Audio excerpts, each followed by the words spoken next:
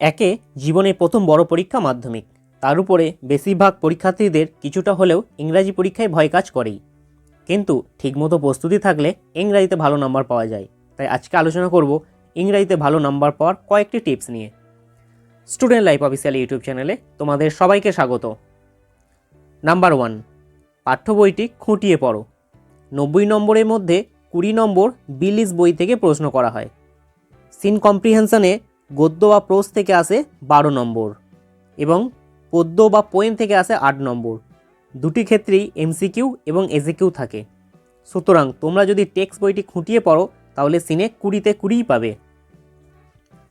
Number 2, আনসিনের জন্য সংবাদপত্র পড়ো।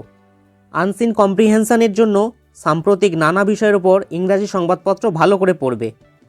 আনসিনেও এমসিকিউ এসিকিউ থাকে। ট্রু ফলসের জন্য সাপোর্টিং সেন্টেন্স একেবারে প্যাসেজ থেকে বেছে লিখতে হবে। নাম্বার 3, জোর দাও গ্রামারে। গ্রামার ভালো করে পড়তে হবে। টেন্স থেকে 3 নম্বর, আর্টিকেল অ্যান্ড প্রিপোজিশন থেকে 3 নম্বর, ট্রান্সফরমেশন অফ সেন্টেন্স থেকে 3 নম্বর, ফ্রেজাল ভার্ব থেকে 3 নম্বর আসে।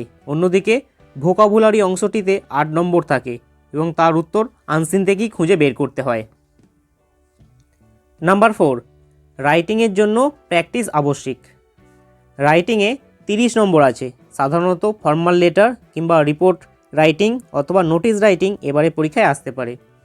আর আসতে পারে স্টোরি রাইটিং বা paragraph writing or process writing কিংবা ডায়লগ রাইটিং। রাইটিং স্কিলের জন্য বিগত কয়েক বছরের মাধ্যমিকের প্রশ্ন ভালো করে প্র্যাকটিস করতে হবে। Number 5, test paper practice. Unseen হোক বা রাইটিং স্কিল কিংবা গ্রামারের ক্ষেত্রে টেস্ট পেপারটা ভালো করে প্র্যাকটিস করলে প্রশ্ন সম্পর্কে ধারণা পাবে। বিশেষ করে রাইটিংয়ের ক্ষেত্রে টেস্ট পেপার প্র্যাকটিস করলে ভালো নম্বর পাওয়া যাবে। শেষে একটাই কথা বলবো, কোনো টেনশন না করে মাথা ঠান্ডা রেখে উত্তর লিখবে এবং অবশ্যই উত্তর লেখার পর ভালো করে খাতা চেক করবে। এই টিপসগুলো যদি মেনে চলো তাহলে ইংরাজিতে তুমি ভালো নম্বর পাবে। ভিডিওটা ভালো লাগলে অবশ্যই বন্ধুদের শেয়ার করো। স্টুডেন্ট লাইফ ইউটিউব চ্যানেলটি সাবস্ক্রাইব করে দাও এবং পাশে থাকা বেল আইকনটি প্রেস করে দাও। এর ফলে যখনই ভিডিও আপলোড করা হবে তখনই তোমাদের কাছে পৌঁছে যাবে।